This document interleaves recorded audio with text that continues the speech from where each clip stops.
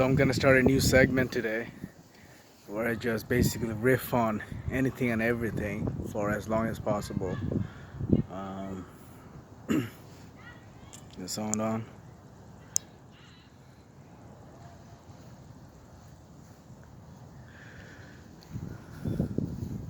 Yeah, I figured. I mean, if Joe Rogan does it, if Alan Watts did it, if Firas Zahavi does it, I mean, why not make a few cha-ching out of it, right? So anyway, so I'm gonna pick a random topic. Actually, I was thinking this in my car. Like, what is random? Yeah. I mean, are the prime numbers random? I mean, they're. I mean, I don't think anyone's found a pattern in it, right? But it's not random. It's also not random, right?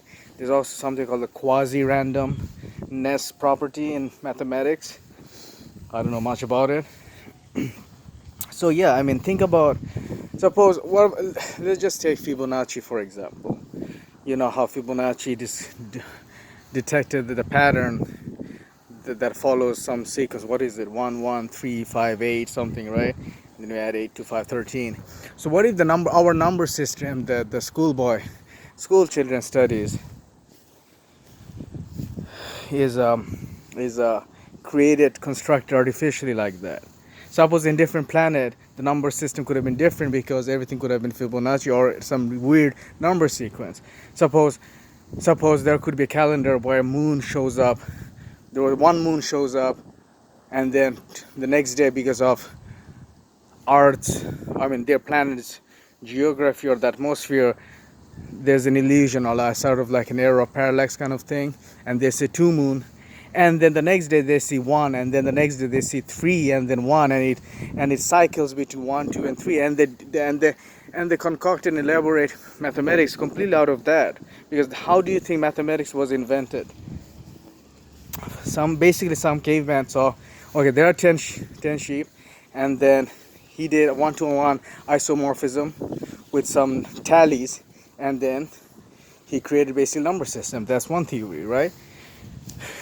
But what is random?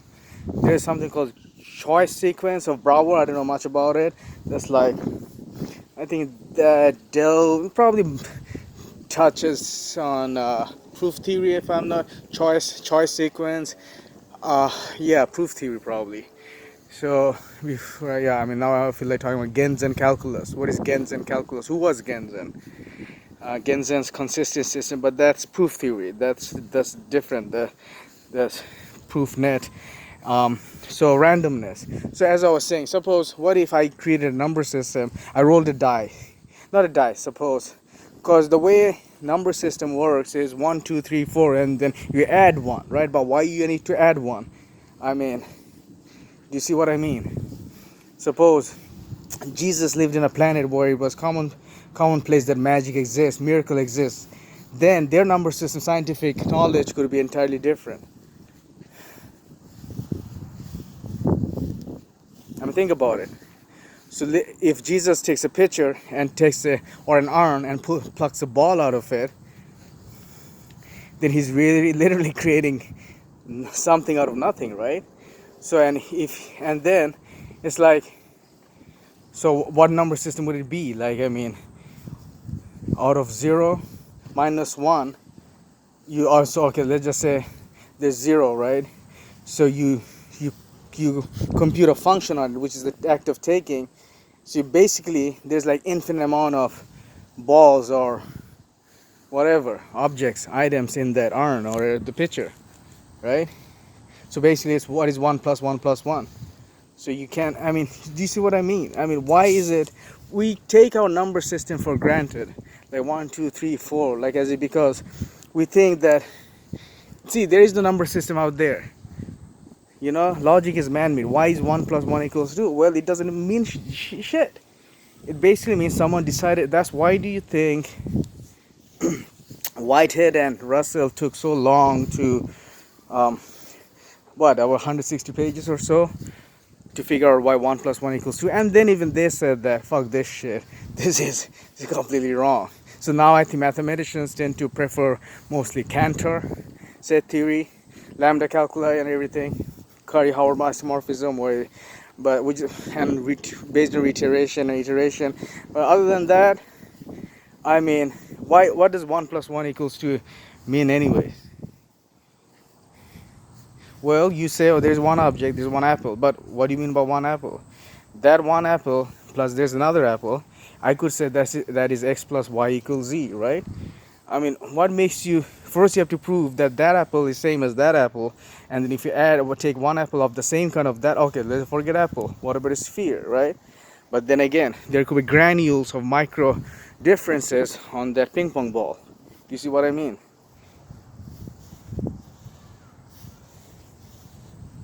So our number system is completely arbitrary, and our mathematics is completely arbitrary. Our logic is completely arbitrary.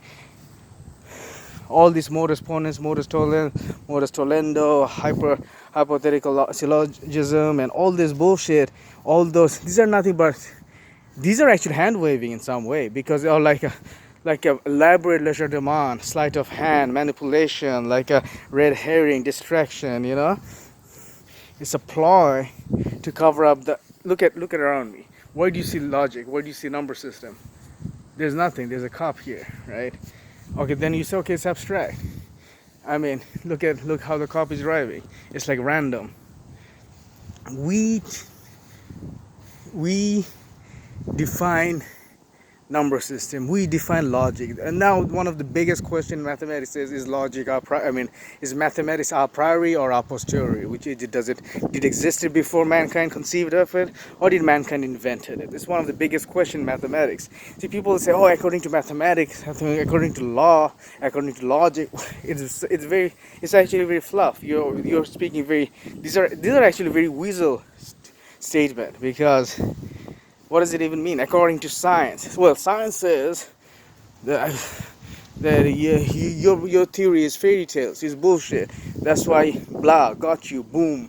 Nordic mythology doesn't exist. That doesn't say. Science is as fictional and fairy tale. Mathematics, logic, all the bullshit, even metalogy. These are as fictional as Odin, Yggdrasil, Loki, Yapnir, I think. I forget my Norse mythology. Who else was there? I gotta watch Thor, like Christopher Hemsworth. That's what Ken Jennings was saying, that you derive knowledge, you glean knowledge from everywhere. It's not, there are times where you go to the dentist's office, you read a page or two about fishing or whatnot. You meet some Nigerian nurse in the hospital. You go to Filipino fast food restaurant, you pick up stuff from here and there. Like today I was at the pharmacy and there was cohosh, right? I mean, when was the last time you came across that? There were like bilberry, I think charterberry or something like that. So knowledge is everywhere. You just gotta park your eyes and ear for it. Park up your eyes and ear for it. Like tune into it. Like dogs are barking, right? Why is cricket chirping related to the temperature, right? There's some equation. So, or think of the sunspots. How I think it was, who was it, Adam Smith or Darwin? I think I don't know. Probably Adam Smith wrote about it in his Wealth of Nations. Was it Adam Smith or Darwin in Origin of Species? I don't know. It has to be one of those two masterwork, where sunspots apparently dictate the economy, something like that. There's a weird correlation, which brings me to another next point, I guess. What are some weird correlation? Just the fact that there's a cop's car here doesn't mean the mood here is slightly warmer. And if the mood here is slightly warmer, what does that say? How does it, the whole Madagascar butterfly effect and everything? Ashton Kutcher was in the movie, right? I remember that movie because they mentioned Bangladesh. One day I'll wake up in Bangladesh and I'll be maimed or something. So mathematics, I can talk about it all day. Ruddy Rucker, I think Kastner. Mathematics and Imagination was a great was one of those few books that they influenced me heavily. I highly recommend, because I mean, obviously, as the title implies, you don't imply Kazner, I think. You don't equate mathematics with imagination. And I remember that book had an uh, Aleph Nal logo on it, the symbol on it. And E.T. Bell, Man of Mathematics, was again, it's a classic, a gem.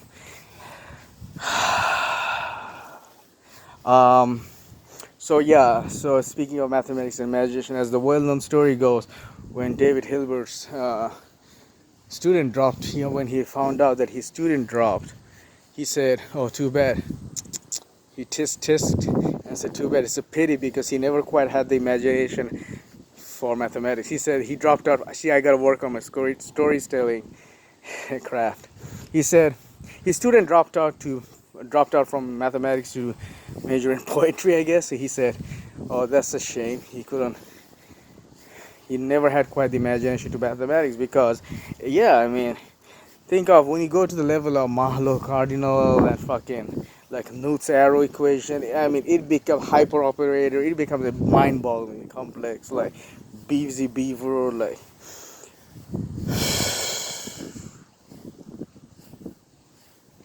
Turing, what is now the, see, how would qubits fit into a Turing machine? Is there quantum Turing machine? And then how would quantum Turing machine, is that the base work for quantum computers, right? And would quantum computers massively cut down algorithms like Koenig's lemma, brute force search algorithms, and get to the core of, say, I don't know, PNP, right? It's the holy grail of mathematics. And then there's the millennium problems with homology and cohomology, algebraic topology, what's it called? Hodge conjecture. Fuck, what the fuck is that even referring to, right? I mean, fucking category theory and like braid theory, right? Braidal monoidal category theory and homotopy theory, cohomology, de Rham cohomology, and then you might want to study model theory for it. We had Lowenheim's column theorem and Oren-Frazee game, and then we see, I still don't understand how axiom of determinacy ties to the dart. If you throw a random, which brings me to the first question: what is random? Even that topic wasn't random, because I was thinking about it before I started recording, so it's not even random, right? And so yeah, suppose I draw, like, take a paper and go dot dot dot dot dot and draw some constellation of random dots. Are they really random? Or you can figure out some mathematical pattern out of it and make conjectures out of it. Wittgenstein, I think, thought that you could encode language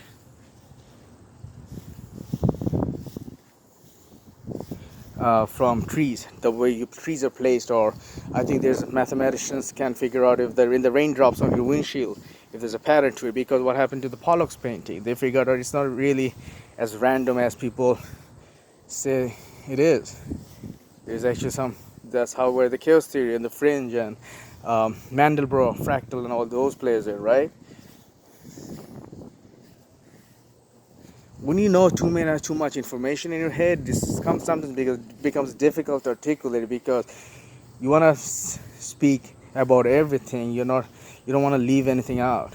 That's why I talk so fast when I'm passionate about something, and so forgive me for that. I tend to pant because I'm walking. It's also my first time. So police law. What else? Mathematics. I think we touched on mathematics, philosophy, quantum physics lightly, quantum computers, electronics. We haven't. Law is another interesting topic. What is habeas corpus? Release. Corpus means body. Habeas has to do with release, right? So it derives from Roman laws, where people were, see, our law is based on constitution.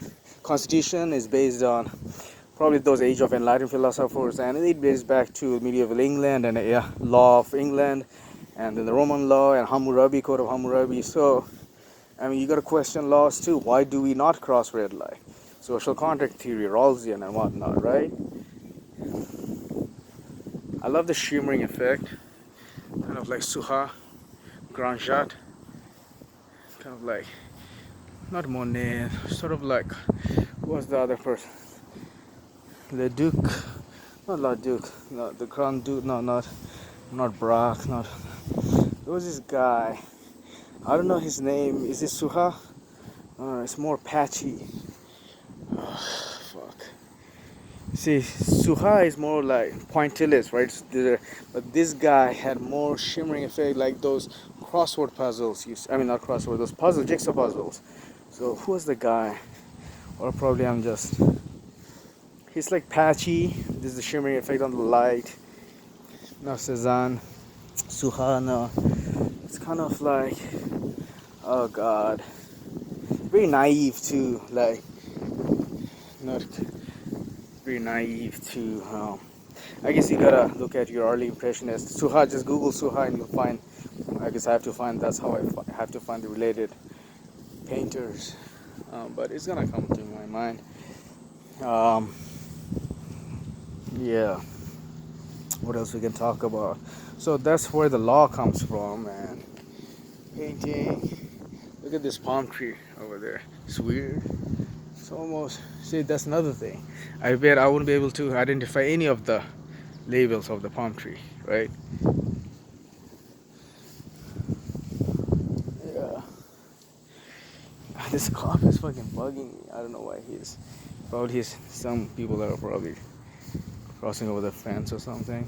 That's why he's guarding it. Who knows? Or he's probably spying on me. That would be so fucking obvious. I'm just paranoid. So, trees. What are the trees? See, this is why book knowledge is so detrimental, not detrimental, so useless, like a paperweight, because I wouldn't be able to identify any of the trees. What are hickory trees? What are yew trees? Ash tree, maple tree, spruce tree. I know all the names. Beech, yew, right? Beechwood, mahogany, cherry, cypress, maple.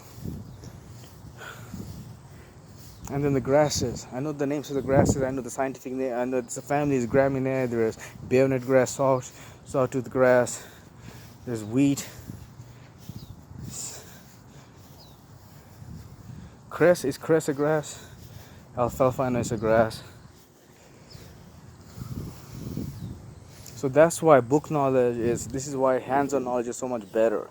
I have much better grip on Spanish than French, porque yo pienso que yo vivo aquí, es no mejor, pero es muy bueno, más mejor de French, porque je ne peux pas pratiquer aquí, porque there's hardly personne qui parle français, ¿sí, no? Por eso yo pienso que even my Spanish is like it's just like my English. They're stuttering, and it's not because I'm not a much of a talker. I don't have friends. I mean, fuck. I should create a T-shirt about antisocial T-shirt.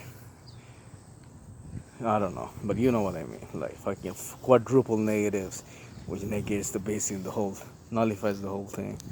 Null operator, computer science. I know zero is a big thing in computer science. Like, you know, and you can divide by zero. What's the equivalent of dividing by zero in computer science? Like, could be some error code compilation. I mean, compilation error, code compilation error, like semicolon, right? Or just putting one code instead of double.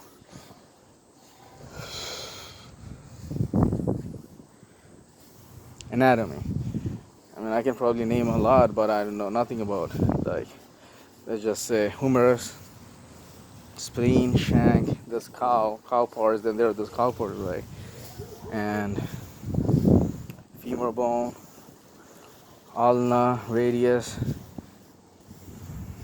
I like talking about different subjects. That's why I gravitate towards Firaz Zahabi and Joe Rogan, Alan Watts, those people. They're Was the other guy? Not Crow. Ramdas's friend, Anton. Anton Jing, is that his name? Like I love people with encyclopedic knowledge, and especially if they go on a Jeffersonian dialogue, it's fascinating to hear it. That's how the Illuminatis were, or like the literaries were back in the days, like fucking Wittgenstein in the Vienna Circle and everything, Carnap, they would gather around and they like, constantly bounce off ideas and they brainstorm, and like, that's why there was so much mathematics before even Scottish era, Polish era, before in Lvov. I'm just bullshitting, right? I don't know even if there was any mathematics, Polish, because Tarski is from Poland. Who else is from Poland? Is Tarski from? Yeah, he is from Poland. Erdős is from Austria. Yeah, the number theory guy. Erdős number. I wonder what my Erdős number is. Even if it's 1,000, I'll be like, fuck yeah. Imagine I wonder if you can, because you have to publish for it, and you have to collaborate with someone. I don't think I ever did that. So, I mean, yeah, it's random again.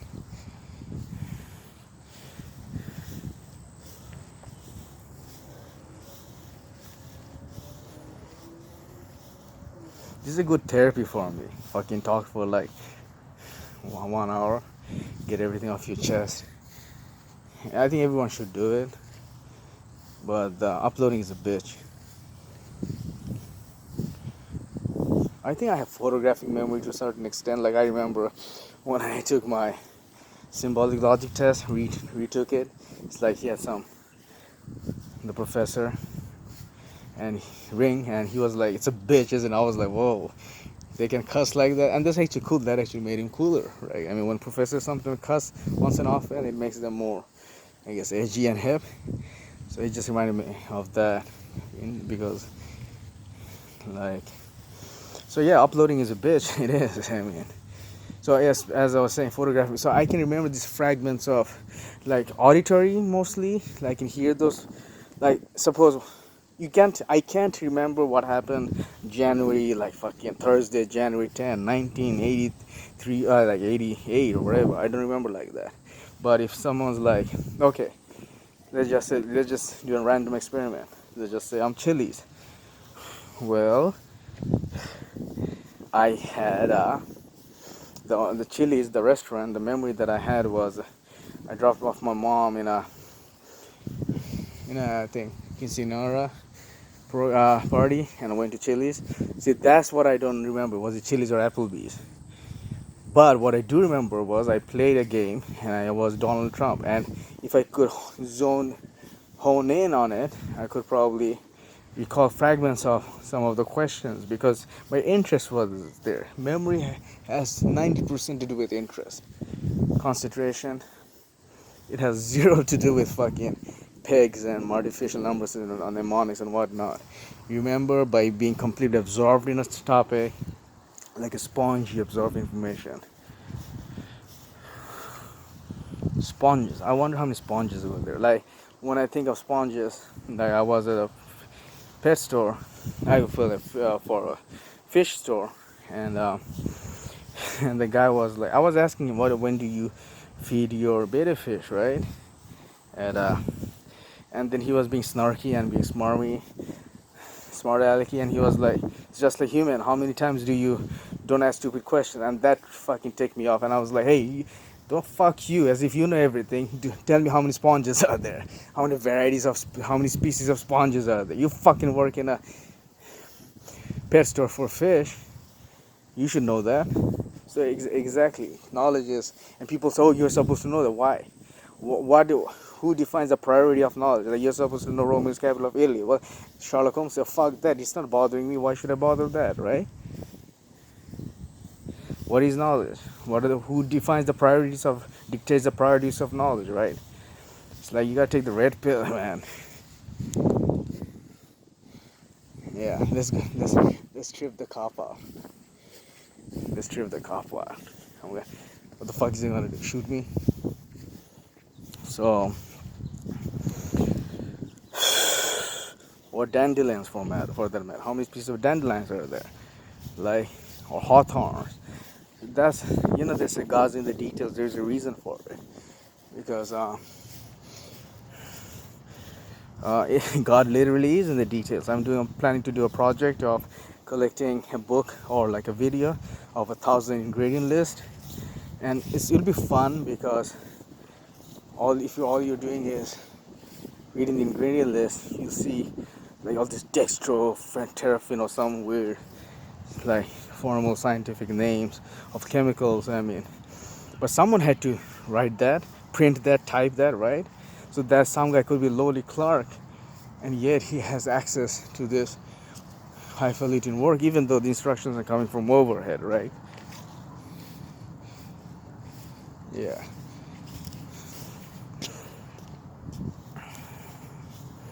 Martial arts. I don't know why just thought of stick fighting, Kali martial arts, because I'm approaching a cop. It's human nature, because memories are, that's why I think, people who are pedophile, because emotions are, fear. I'll give an example. I was once reading them in a book. If you want to impress someone someday, just take her to a horror movie, and when the scary part comes out, you clutch her hand. I mean, it sounds very trite and cliche and cheesy, but the point being, or even if you stare someone in the face, when you're afraid, that that's also, because the emotion chart, the emotional wheel. Fear is close to, like, it's an upper, right? Excitement, anxiety, even anxiety, these are all related. So I think people who are pedophiles and like fucking, those people probably have their emotion fuddled up, mixed up, right? Because maybe, who knows, maybe they had a sister, and when he was a kid, that would be an interesting topic to delve into. Or probably, it's not disgusting or creepy. It actually fascinates me. It fascinates me why people are pedophiles or child molesters. Maybe he had a loving sister when he was, and the loving sister, and he said, "Oh, you look cute," and his mom thought this guy's fucking creep, and he slapped him, and then that messed everything up, right? I know I'm treading a dangerous topic here. Again, people should talk more about it. It's like people hear these things like child molesters, rapists, mass murder terrorists. I mean, I don't think there's a gene for it, right? I was having an amazing conversation with this lady, and she was talking about, I think, Dahmer.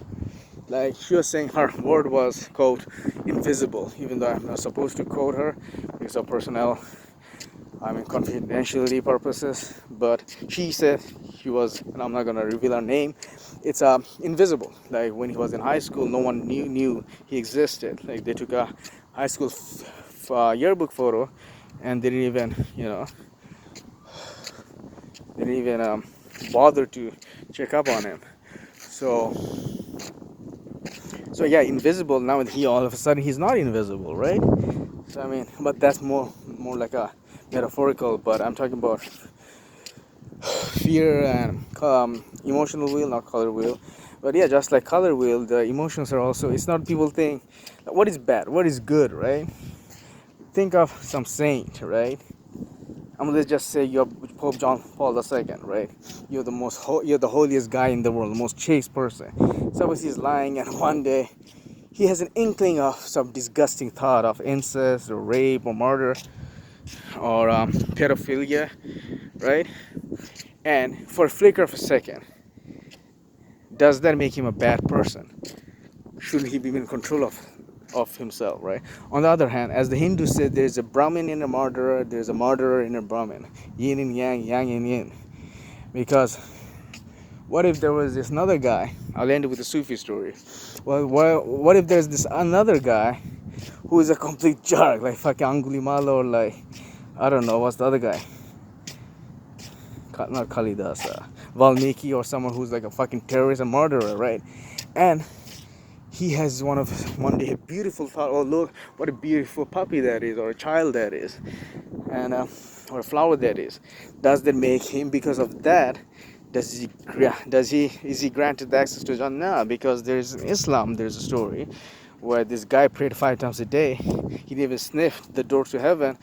Whereas God was so swayed by the compassion of a prostitute who fed a cat some water, he immediately granted her access to heaven. Now these are obviously allegory and metaphorical. I mean, these are like old wives' tale and urban legends, whatever, like whatever it is. But that's not the point. The point is the content. Because I mean, I'm sure you can derive some surahs out of it, where he talks about more the core kernel of what religion is supposed to be, right? The Sufi story is like this. There is this gambler. He was a compulsive gambler, so one dervish wanted to help him out, and so every time he went out to gamble, he placed a stone at his doorstep. He did that again, and he did the same thing. He kept doing it until there was this pile of stones on his before his doorstep. Then he thought, oh, what a kind man he is. He's trying to help me out, right? So what happened was both of them died suddenly, and the angels came and they took him up to heaven in the staircase in the fucking, like, do you know who invented staircase? Was it Otis? The elevator? I wonder who was the first elevator inventor. Otis, I guess. Because they had those giant elevators in those fair, right? Chicago or whatever. Anyways, so as I was saying, they took him up to the heaven, and then they say, and the gambler was granted access to heaven. And then the guy was like, "What the fuck, dude? You botched up, dude." He says that to the angel, like, you got us all mixed up. That guy, that bitch right there, that nigga right there. Yeah, I'm gonna get like fucking now. Oh God, yeah. People need to understand this story precisely illustrates the point of context and intent. Okay, so anyways, he said that fool right there, he's the one who deserves access to heaven, not me. Look at me, I'm a fucking compulsive